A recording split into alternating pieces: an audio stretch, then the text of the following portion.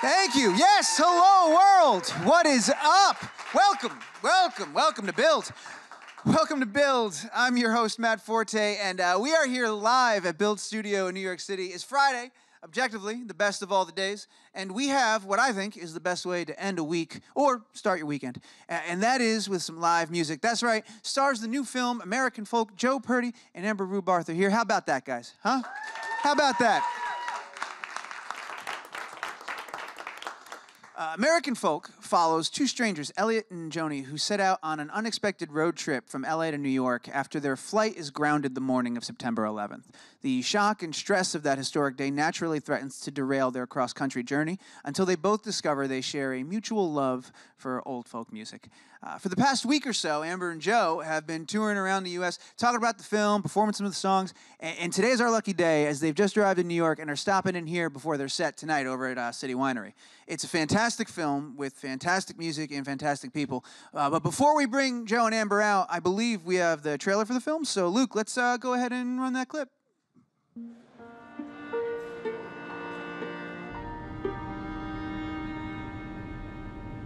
Joni. Elliott. This is your captain speaking. We're returning to Los Angeles. The administration has shut down all air traffic. This country has been immobilized by these terrorist attacks. Where do you need to go? I don't know. Well, you need to get back east, right? I mean, yeah, but... Here's your ride. Another state line, another page. We're driving with this guy. It's a long story. I'm in this van with this girl. It's a long story. Singing that town's Van Zandt, passing another round. Watching the With all this stuff going on, everyone's maybe examining their lives a little bit. Take it from one American to another. weight of my worried mind. Melody lifts away. All the stories I heard about folk music, kind of haven't experienced it. Well, we should bring it back. Bring what back? Bring back the folk.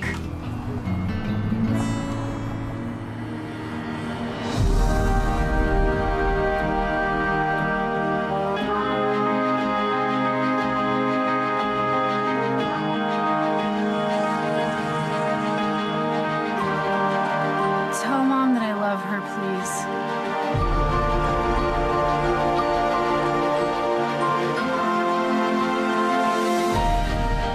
Bring back the folk!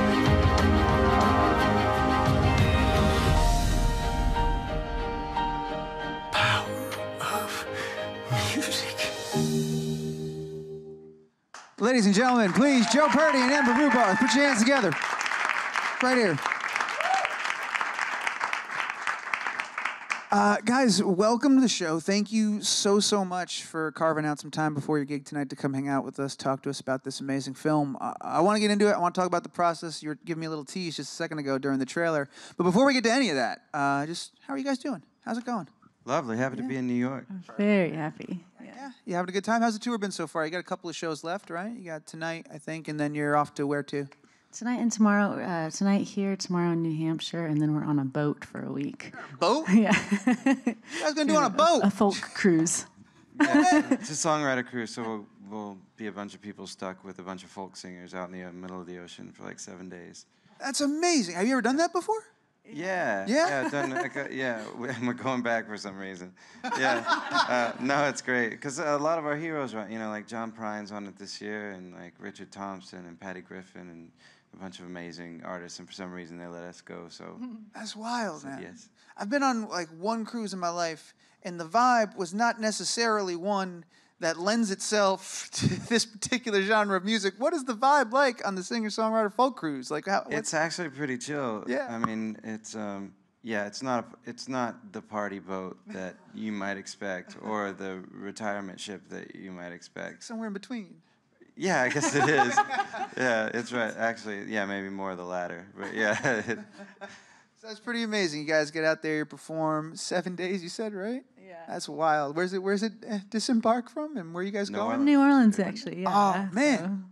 Can we trade lives for like a week? Jeez, that sounds amazing. So you go down to New Orleans, you get on a boat, and you just hang out with some of your heroes and play some music. Yeah, yeah. So I guess the answer to how you're doing is pretty good. Pretty good. Yeah. Well, that's awesome, man. I'm so happy to hear that. Congratulations again on this film. The record is on vinyl, CD, the tour, the whole nine. You guys have just been knocking it out of the park with this. And so I want to dig into the film. I want to get into it and talk about it. Let's go to the beginning. How'd you get involved? How'd you get roped into this? That's a good question. David Hines, the director of the film, found me through a mutual friend, I guess, and we met up over a drink, and he told me this idea that he had, and that he thought that I was, the guy to play this role, and I promised him that I would ruin any movie that he made, and to the point where, it took another 6 months to a year for him to convince me that I wouldn't, but I really liked where his head was at and the idea for the whole thing, and so once I finally signed on, and then I guess after that, after a little time of us working on it, he happened to come across a YouTube clip of Amber and I singing together at this benefit in upstate New York, and he was like, "Who's that?" And I told him, and he's like, "Well, she sings real pretty. Would she want to do the movie?" And I was like, "Well, you can ask her." And she said, "No." So. I want to get to your story in a second, Amber, but first I'm curious, after 6 months of trying to convince you, what was it that wore you down? You were like, all right, maybe we could do this. Alcohol, mostly.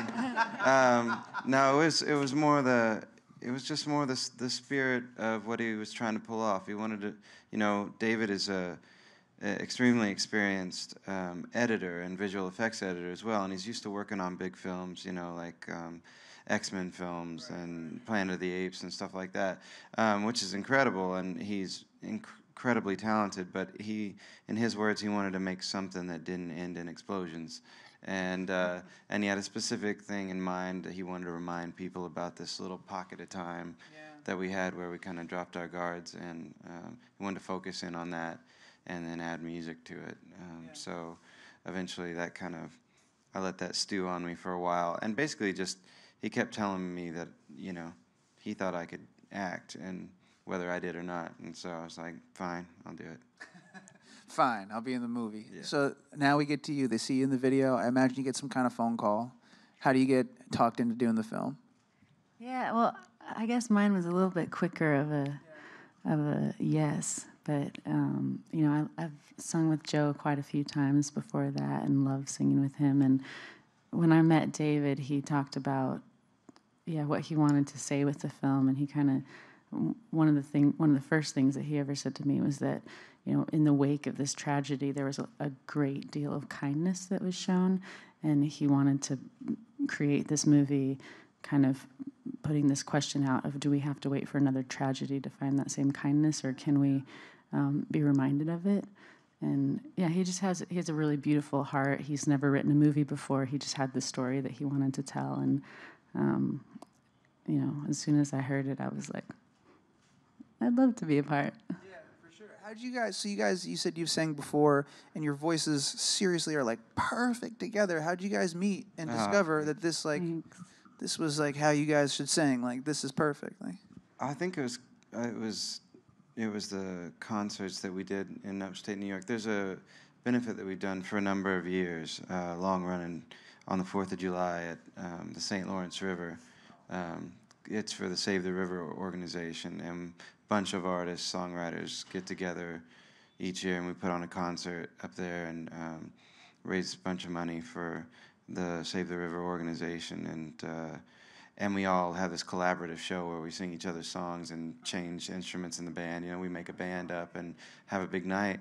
But at some point, I think we figured out late one night, just singing some old folk songs for fun, that we sang well together, and we carved out a little part of the show where they had us, just the two of us, go out and sing on one microphone, and that kind of became a little bit of a tradition.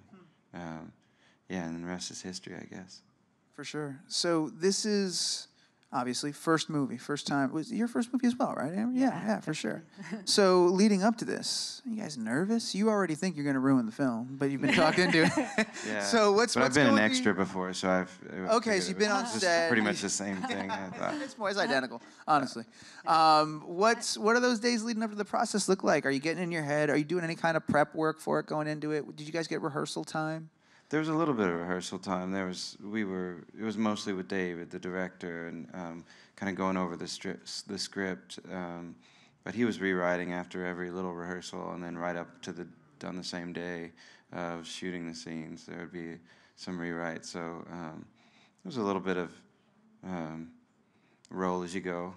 Yeah, I think the lucky thing was that we actually filmed across the country. So, talking to other actors who are real actors who do this as their thing, they talk about being in a studio, or like if you're driving a van, you're actually being pulled by it and you're pretending to drive it. Like our van was actually that van. We're actually driving it. It was actually breaking down all the time. Yeah. The 70 something or other. That was running and you Chevy. were driving that. Yeah.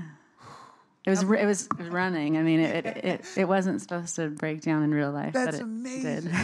Yeah, because you read, when you get all like the press and stuff and info for a film, they definitely tell you like, oh, they filmed it on the road and all that, and that's cool. But like you said, I imagine the van was pulled by some kind of contraption. Yeah, no, you guys were legit just actually. I even drove it in New York City. No way. That must have been an experience. Yeah. How'd that go? You're here. It was all right. It worked out. Right. So hang on. All right. So now, did you know that from the very, very beginning that you were going to actually be driving like on location? You guys are going to be doing pretty much a road trip for the film. Was that from day one? You knew that? Or? Yeah, that was definitely in the concept from the beginning. We didn't know which vehicle until a week before filming when he bought it off of Craigslist. He was really just looking for the right vehicle, and by right vehicle, he just he loved the way it looked, but didn't much consider the way it ran, so it happened to catch on fire when we were on the road. It wasn't a big deal. We got to put out, but wasn't a big deal. Just spontaneously half a day combusted. to fix, but yeah. And there's a little bit of scenes in there where, he'd kind of said like, if we can't film you, like if you don't start working on the truck in character, then like we're not gonna have a film.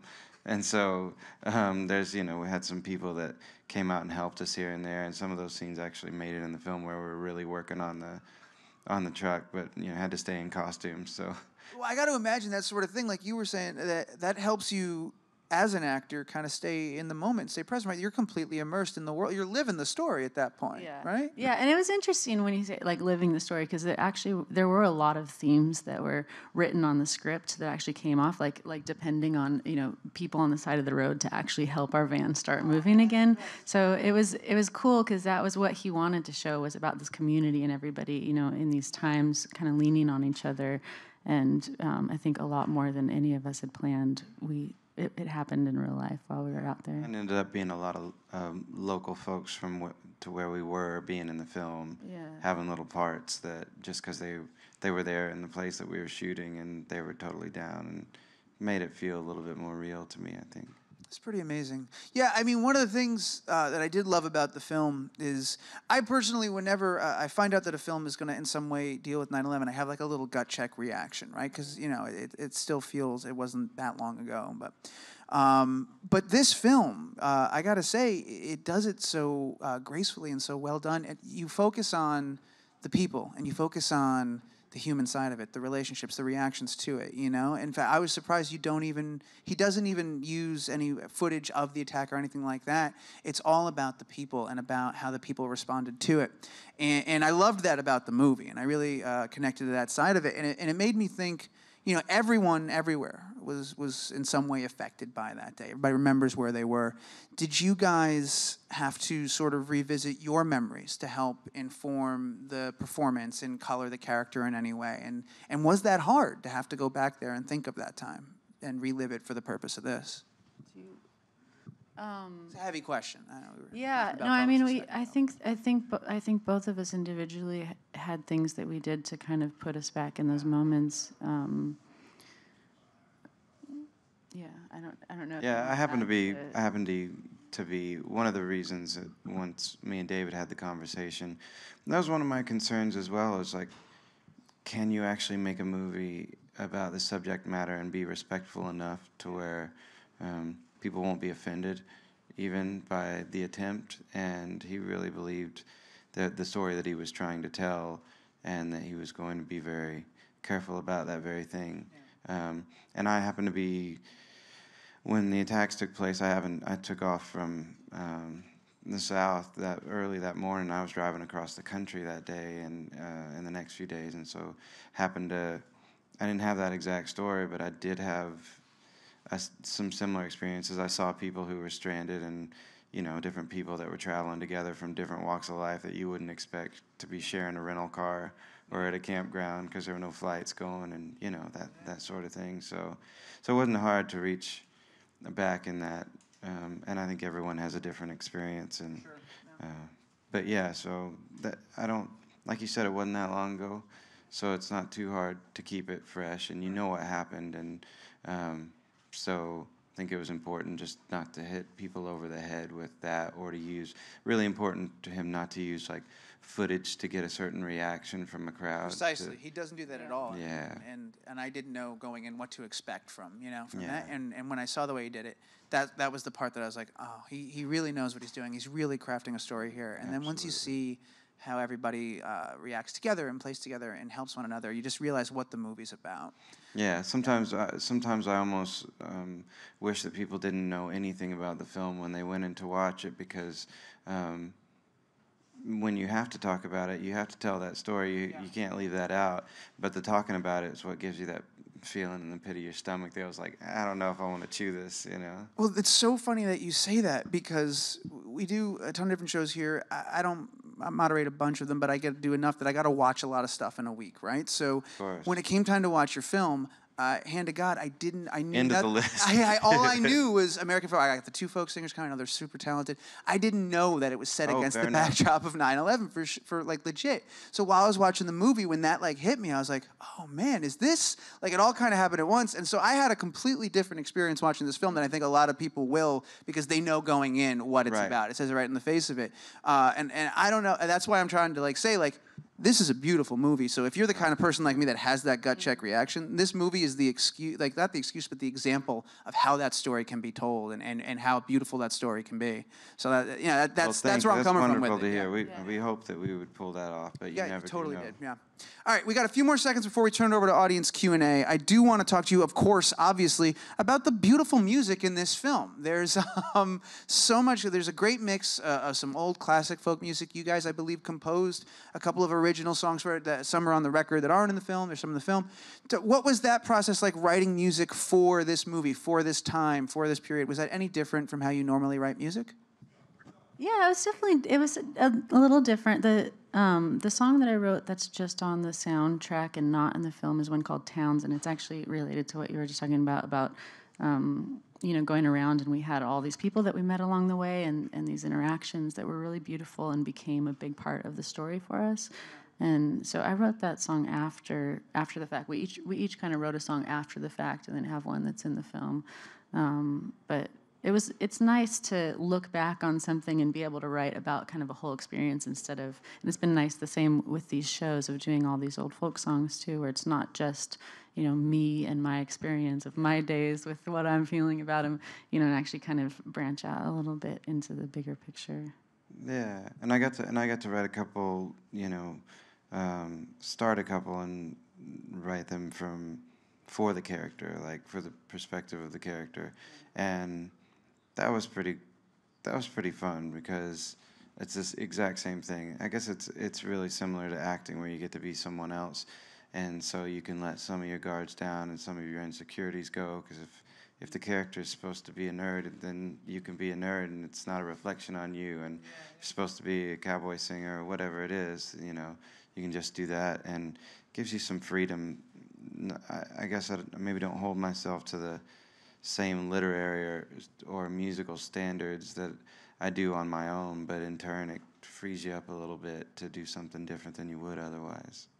Very cool. Well, like I said at the top of the show, It's a beautiful movie. The music's beautiful, and you guys are fantastic in it. Congratulations on this, on all of it. Let's turn it over to the audience. We've got some microphones out in the room. Looks like our first question is going to be right over here. Hi. You both mentioned that this was your first film, so I was wondering what made you most nervous and how you overcame that. That sounds like a Ruby question. Ooh, I don't know. Oh, gosh. I mean, the whole acting thing was a totally new territory. I think the thing that we leaned on was that we, were able to play music throughout it, and that was definitely a calming force.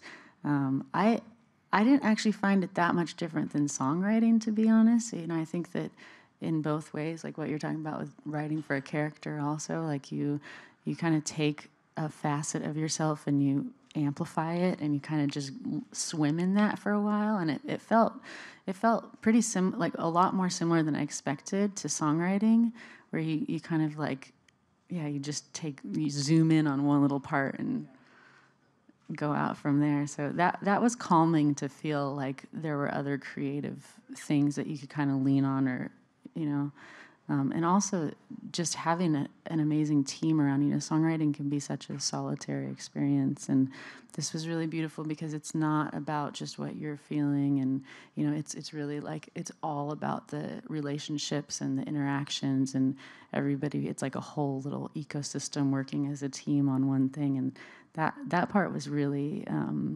calming to me. Like it felt like even if we didn't know what we were doing and we didn't have this experience in it, we were able to kind of land on that support around us.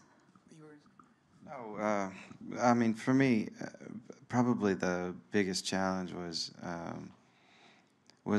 letting go of the way I saw things, because I make a lot of records on my own and have for a lot of years, and songwriting, I don't co-write, it's not a thing, so it's just it's a solitary thing, like you said. But I found myself, you want to do a good job, but when, like, we definitely came at the acting thing from a little different perspective, and I found myself really wanting to know, like, what's my frame, like, where are you getting, like, so I'm gonna make sure I'm not doing all these crazy hand motions if you're like right here, or that I'm not overacting up close, or that I'm not underacting if it's further away. And on this, the way we did it, I know some people get that luxury to have that back and forth, but the way we did it and how quickly we had to do it really became more of a trust game, that like they'll let you know if you're screwing up, and just roll on. Yeah. Oh man, so you were kind of flying blind through it, right? You just had to trust. I was, yeah. I mean, I was, big, but I was yeah. like, no, seriously, tell me. You can tell me. Is it right here? Where are we at? Yeah. Yeah. How was it sitting through the first time you saw a screening and saw yourself up there? I mean, the people that do this all the time that have been acting for years can't sit and watch themselves. This is your first movie, so I imagine you're curious. You want to see how you look up there. Was that tough? Was it similar to listening to yourself play? Was it? Maybe a little bit. Yeah, I think it was such a collaborative process with David that we got to see some stuff early on, and give some of our own opinions or notes on how things were, and so we got to see him in a little bit more bits and pieces. But I think once we had a break from it, and then first time I actually saw the film all the way through was at the Cleveland Film Festival, and which they ended up winning, which kind of started a little our kind of run here. But I was pleasantly surprised when I saw it, and it was cool. I got to see it. It played a few times at that festival, but the place that it played was a Cleveland Ballroom, which is a venue that I play a lot, and it used to be an old like Slavic cultural center, and it's big, like wood floors and everything. So it was like watching it in a living room, basically, which felt really right. I wish I could just play in town halls like that. But getting to see it, he edited the film the footage that we got instead of maybe the footage that we meant to get, because it's doing one like this, there's compromises and you want to tell the same story, but if you don't pull something off, or if the location didn't work, you just have to deal. And so his editing was amazing on this. He really put it into place, and also it's just the more lines of mine that he cut, the better the movie got, really. So it's nice. We have time for a few more questions. The next one's going to come from right over here. Hey, guys. So since this is a road trip movie, I was wondering if you guys ever did go on a road trip on your own, like what would be on your playlist? Oh goodness.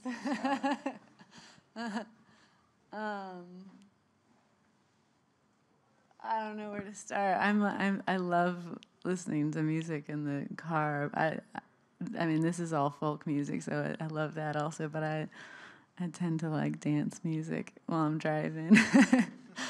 A lot of Whitney Houston. I mean, yeah. Of course. Yeah. Yeah.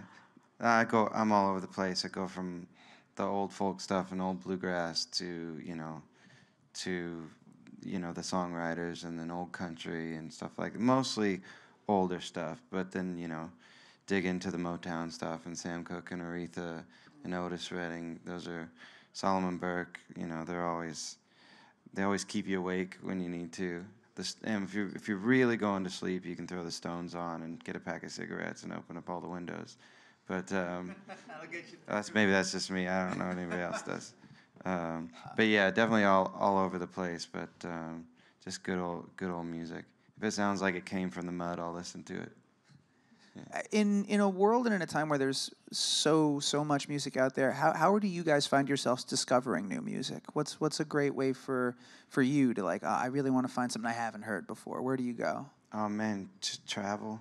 That's been we're lucky that way because we travel in these circles and we get to do we'll do interviews and stuff with people, with radio hosts who are like music historians basically. They're just as crazy about songwriters as we are, and they'll be like, did you hear this 1962 recording of Doc Watson and Gene Ritchie doing Storms Around the Oceans that we happen to do, and so then you go listen to that record and it pays it forward that way. I mean, that's old stuff, but the new stuff, you play music festivals and stuff like that, and you get to see your peers, like you meet people and you get to see them play live. That's really different for me, because if I was left to my own, I'd just listen to old records all the time, and that's it. But every once in a while, you catch someone, and you're like, well, they hit the mark. Like, they ain't faking. That's some real stuff. So, then you pick that up, and it takes you down the road. Very cool. Amber's more or less the same? Do you have your own? Yeah, traveling a lot. I mean, I've been listening to a lot more music that's kind of from other, there's a Portuguese artist named Maria Gadu that I really love. I've been listening to a lot of African music lately, and I got to travel out there a few times this last couple of years, and so I kind of got steeped into that music a lot. But also being around Joe, I think, has been, and having the opportunity of this movie to really dig into the depth of the folk stuff I still have a lot to learn, but I definitely got a lot from that. Awesome. I believe we have time for one more question. We're going to do that right over here. Hey, guys. So I was wondering if the locations that you guys traveled to while shooting, were they inspired by folk music at all, or did you get to pick where you wanted to go, or any places that you were looking forward to going to? Yeah. I wish we could have picked some of the places we wanted to go.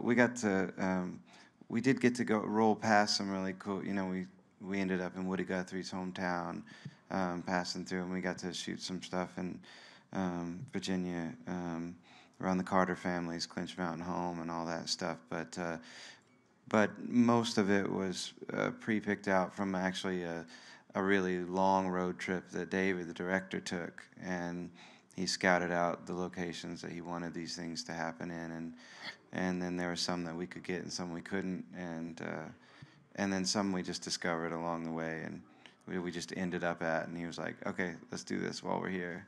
Yeah. And before the cops come. Yeah. There were a lot. I mean, both of us have traveled around the U.S. a lot, touring music, and there were still a lot of places that we'd never seen before. There's White Sands, which is, where is that, New Mexico? Mm-hmm. That is just this gorgeous, I mean, it feels like you're on the moon.